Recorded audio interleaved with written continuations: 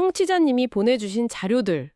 정말 흥미롭게 읽었습니다. 네, 보통 우리가 윤회라는 말을 들으면 딱 떠오르는 이미지가 있잖아요. 그렇죠. 죽고 나서 영원히 어떤 심판을 받고 다음 생에 다른 존재로 다시 태어나는 그런 거대한 우주적 관람차 같은 그림이요. 네, 대부분 그렇게 생각하죠. 그런데 이 자료들은 우리가 알던 그 윤회 개념에 아주 근본적인 질문을 던지더라고요. 맞습니다. 윤회가 어딘가를 돌아오는 것이 아니라 사실은 멈추지 않는 흐름이라는 완전히 새로운 관점을 제시하거든요. 네, 바로 그 지점이 핵심입니다. 그래서 오늘 저희의 목표는 바로 이 흐름으로서의 윤회라는 개념을 제대로 파고들어서 이 오래된 단어를 완전히 새로운 시각으로 이해해보는 겁니다. 네, 그 관점을 살짝 비트는 순간 윤회라는 개념이 죽음 이후의 막연한 미스테리에서요. 바로 지금 이 순간 청취자님의 마음속에서 실시간으로 벌어지고 있는 아주 구체적인 현상으로 바뀌게 되거든요. 좋습니다. 그럼 바로 본론으로 한번 들어가 보죠. 자료에서 가장 먼저 지적하는 게 바로 그 돌아온다는 개념의 문제점이에요. 네, 영혼이 다음 생으로 넘어간다는 이 익숙한 그림에 대체 어떤 문제가 있다는 건가요? 대부분의 사람들이 윤회를 그렇게 이해하고 있을 텐데요. 그게 바로 문제의 핵심입니다. 영혼이 다음 생으로 넘어간다는 그 말 속에는요. 우리가 무심코 받아들이는 몇 가지 전제들이 숨어 있습니다. 전제들이요. 네, 첫째는 이 생에서 저 생으로 넘어가는 변치 않는 고유한 나 또는 영혼이라는 주체가 있다는 것. 둘째, 그 주체가 돌아올 수 있는 어떤 출발점이나 근원이 있다는 거고요. 네네. 그리고 셋째, 그 모든 생을 거치면서도 그 주체의 핵심적인 동일성은 유지된다는 믿음이죠. 그렇죠. 내가 전생에 뭐였고 다음 생에 뭐가 될 거라는 말을 할 때 그 모든 걸 관통하는 나라는 존재를 당연하게 가정하고 있는 거니까요. 맞습니다. 마치 구슬을 꿰는 실처럼요. 바로 그 지점입니다. 이 자료에 따르면 바로 그 변치 않는 나라는 가정이 초기 불교의 가장 핵심적인 사상 중 하나인 무아, 즉 나라고 할 만한 고정불변의 실체는 없다는 가르침과 정면으로 충돌하게 됩니다. 모든 것은 끊임없이 변하는 조건들의 조합일 뿐 그 안에 영원히 지속되는 단단한 알맹이 같은 나는 없다는 거죠. 잠깐만요. 그 부분은 좀 헷갈리네요. 나라는 고정된 실체가 없다는 가르침하고 내가 다시 태어난다는 윤회 사상이 어떻게 한 집안에 같이 있을 수 있는 거죠? 네, 이건 완전 모순 아닌가요? 만약 변하지 않는 영혼 같은 게 없다면 대체 무엇이 다음 생으로 넘어간다는 말인가요? 정확한 질문입니다. 바로 그 모순 때문에 이 자료들이 새로운 해석을 제시하는 겁니다. 돌아온다는 생각은 윤회를 설명하기에는 아주 직관적이고 편리하지만 역설적으로 변치 않는 자라는 관념에 대한 집착을 더 강화시킬 수 있다고 지적해요. 그렇겠네요. 한쪽에서는 나는 없다고 배우면서 다른 한쪽에서는 다음 생의 나를 걱정하는 아이러니가 생기는 거죠. 그래서 질문 자체를 바꿔야 한다는 겁니다. 질문을 바꾼다. 흥미롭네요. 무엇이 돌아오는가가 아니라면 뭐라고 물어야 하죠? 자료에서는 윤회를 원, 그러니까 순환이 아니라 선, 즉 연속으로 봐야 한다고 제안합니다. 순환이 아니라 연속이요? 네, 그리고 질문을 이렇게 바꾸자고 하죠. 무엇이 다시 태어나는가가 아니라 어떤 조건들이 멈추지 않고 계속 이어지고 있는가라고요. 조건들이 이어진다. 그게 무슨 뜻이죠? 영혼이 아니라 조건이요? 네, 초기 경전에 유명한 구절이 있잖아요.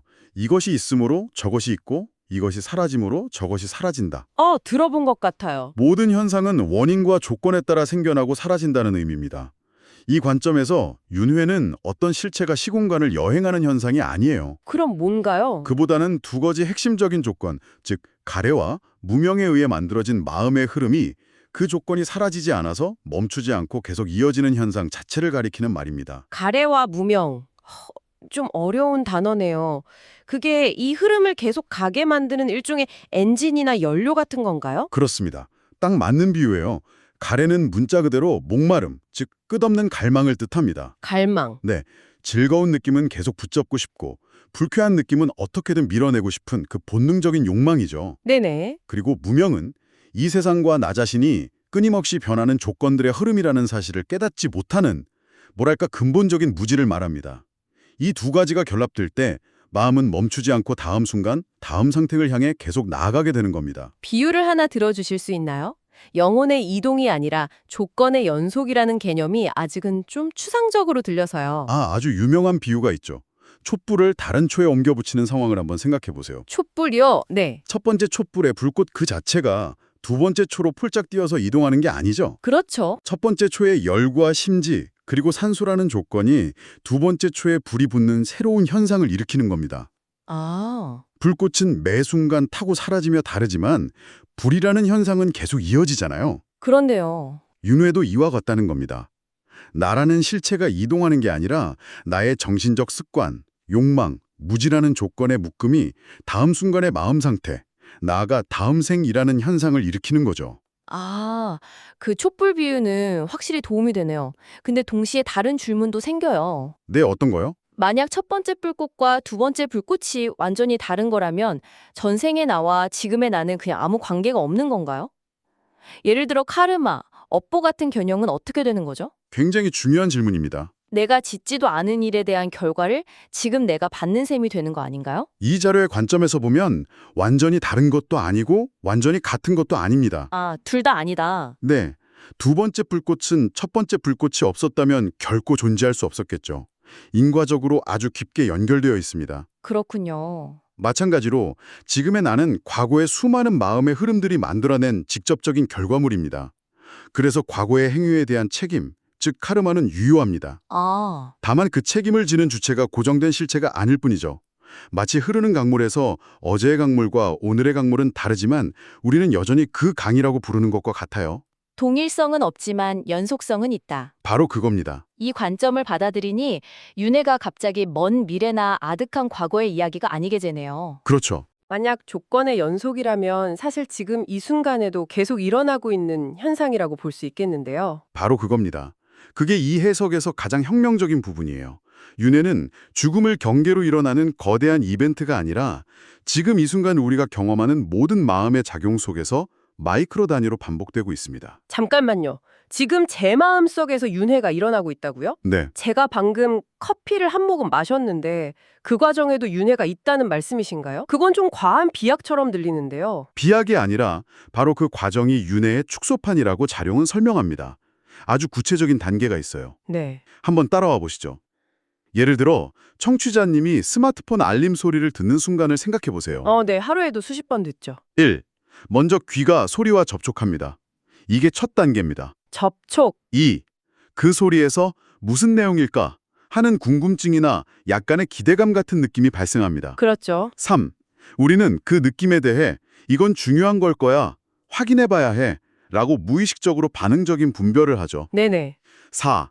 그 과정에서 빨리 확인하고 싶다는 강력한 욕구, 즉 가래가 형성되고요. 아, 가래. 5. 이 가래는 나는 중요한 사람이니까 알림이 많이 와, 혹은 이걸 확인 안 하면 불안해 라는 생각, 즉 알림이라는 대상에 대한 집착으로 굳어집니다. 네. 6. 그리고 이 모든 과정이 원인이 돼서 결국 스마트폰을 집어드는 행동이라는 다음 마음 상태 혹은 다음 존재가 발생하는 겁니다. 와. 이 6단계가 눈 깜짝할 사이에 하루에도 수백, 수천 번씩 우리 마음속에서 반복됩니다. 와, 그렇게 단계별로 풀어주시니 정말 소름이 돋네요. 제가 무심코 하던 행동 하나하나가 그런 연쇄 반응의 결과였다니. 네. 그럼 제가 밤에 잠들기 전에 유튜브 쇼츠를 보기 시작했다가 정신 차려보면 새벽 2시가 되어 있는 것도 일종의 윤회를 수천 번 반복하고 있었던 거군요. 정확합니다. 자극적인 영상, 접촉에서 오는 쾌감, 느낌을 더 맛보고 싶어서 가래 때문에 계속 스크롤을 내리는 다음 존재로 넘어가는 무한 루프. 이거 완전 지옥도인데요. 조금 무서운 비유지만 맞습니다. 그게 바로 현재형으로 작동하는 윤회입니다. 아, 이전 영상이 준 자극이라는 조건이 다음 영상을 보고 싶다는 욕망과 행동을 끊임없이 만들어내는 그 멈추지 않는 흐름 자체가 윤회라는 것이죠. 네. 이렇게 보면 윤회는 죽음 너머의 신비가 아니라 아주 현실적이고 구체적인 심리적 습관의 문제가 됩니다. 그렇군요. 나는 원래 의지가 약해 라거나 나는 원래 산만해 라고 생각했던 성격이나 기질조차도 사실은 과거로부터 이어진 이런 작은 흐름들이 겹겹이 쌓이고 굳어져 형성된 결과물로 볼 수 있는 거죠. 이야, 관점이 완전히 바뀌네요. 윤회가 내 바깥에 있는 거대한 시스템이 아니라 내 안에서 작동하는 습관의 고리라고 생각하니 훨씬 더 직접적으로 다가옵니다. 네. 자, 그럼 이 모든 논의가 결국 우리를 어디로 데려가는 걸까요? 윤회가 이런 조건적인 흐름이라면 그것을 멈추거나 끝낸다는 것, 흔히 말하는 해탈은 어떤 의미를 갖게 되나요? 그렇죠. 자료에서는 어딘가 다른 곳으로 가는 것이 아니라고 강조하던데요. 네, 수행의 목표와 방향이 180도 달라집니다. 어떻게 달라지죠? 만약 윤회가 영혼의 여행이라면 목표는 당연히 더 좋은 여행지, 예를 들면 천국이나 극락 같은 곳으로 가는 것이 되겠죠. 네. 하지만 윤회가 조건지어진 흐름이라면 목표는 그 흐름에 더 이상 새로운 연료를 공급하지 않는 것, 즉 연쇄 반응의 고리를 지금 이 자리에서 끊는 것이 됩니다. 아, 가는 게 아니라 멈추는 거군요. 네, 지금 여기서 멈추는 거죠. 연료를 공급하지 않는다. 아까 말씀하신 가래와 무명을 차단한다는 뜻이군요. 맞습니다. 근데 그게 말처럼 쉬운가요? 방금 스마트폰 알림 예시만 봐도 거의 자동 반사적으로 일어나는데 그 고리를 어떻게 끊을 수 있죠? 자료가 제시하는 방법은 의외로 단순합니다. 그 연쇄 반응이 일어나는 순간을 그저 알아차리는 겁니다. 알아차린다. 다시 스마트폰 알림 예시로 돌아가 보죠. 알림 소리가 들리고 궁금하다는 느낌이 일어났을 때 곧바로 확인해야 해라는 가래로 넘어가는 그 찰나의 순간을 포착하는 겁니다. 네. 그리고 그 가래가 이건 너무 중요해 라는 집착으로 굳어지려는 순간을 마치 강 건너 불구경하듯 그냥 지켜보는 거죠. 판단하거나 억누르려 하지 말고요. 아, 내 마음속에서 확인하고 싶은 강력한 욕구가 일어났구나 하고 알아차려주는 것만으로도 충분합니다. 그냥 알아차리는 것만으로요? 행동으로 옮기지 않고 참는 게 아니고요. 핵심은 참는 것과는 다릅니다. 참는 것은 그 욕망과 싸우는 것이고 오히려 그 욕망에 더 큰 에너지를 줄 수 있거든요. 아, 그렇군요. 하지만 알아차림은 그 욕망과 나 사이에 공간을 만드는 행위입니다. 그 공간 속에서 우리는 자동적인 반응에 휩쓸려 가지 않고 다음 행동을 선택할 수 있는 자유를 얻게 되죠. 네. 즉, 다음 고리를 만들 새로운 조건들이 증식되지 않도록 하는 겁니다. 이 관점에서 윤회의 소멸, 즉 열반은 죽음 이후에 주어지는 특별한 상태가 아니라 매 순간의 알아차림을 통해 이 자동적인 흐름을 이어주지 않는 실천 그 자체가 됩니다. 오늘 이야기를 정리해보면 우리는 영원히 우주적 관람차를 타는 듯한 윤회의 이미지에서 시작해서 전혀 다른 그림에 도달했습니다. 네, 윤회는 미래에 겪을 미지의 사건이 아니라 바로 지금 이 순간 내 마음을 움직이는 기본적인 운영체제, OS 그 자체라는 사실을요. 네, 맞습니다. 어떤 고정된 실체가 시공간을 이동하는 것이 아니라 단지 조건 쥐어진 마음의 흐름이 계속될 뿐이라는 것. 네. 그리고 여기에 이 자료들이 주는 가장 큰 희망의 메시지가 있습니다. 그 흐름은 정해진 운명이 아니라 조건에 의해 만들어지기 때문에 우리에게는 그 조건에 새로 만들지 않음으로써 흐름을 멈추고 바꿀 수 있는 힘이 바로 지금 이 순간에 있다는 것이죠. 이 이야기는 청취자님께 아주 강력하면서도 실천적인 질문 하나를 남기는 것 같습니다. 네, 만약 이 가래와 집착의 연쇄 바늘이 매 순간 일어나고 있다면 오늘 하루 자신의 일상 속에서 반복되는 아주 작은 흐름 하나를 한번 포착해 보시는 건 어떨까요? 운전 중에 불쑥 치밀어 오르는 짜증이라거나 지루할 때마다 무심코 소셜미디어를 켜는 손가락의 움직임 같은 거요. 네, 좋은 예시네요. 그 연쇄 바늘의 첫 고리가 만들어지는 순간을 알아차리고 그저 다음 고리를 연결하지 않고 가만히 지켜보는 겁니다. 그 아주 짧은 멈춤의 순간 어떤 새로운 자유나 가능성이 느껴지는지 한번 경험해 보시는 것도 흥미로운 탐구가 될 것 같습니다.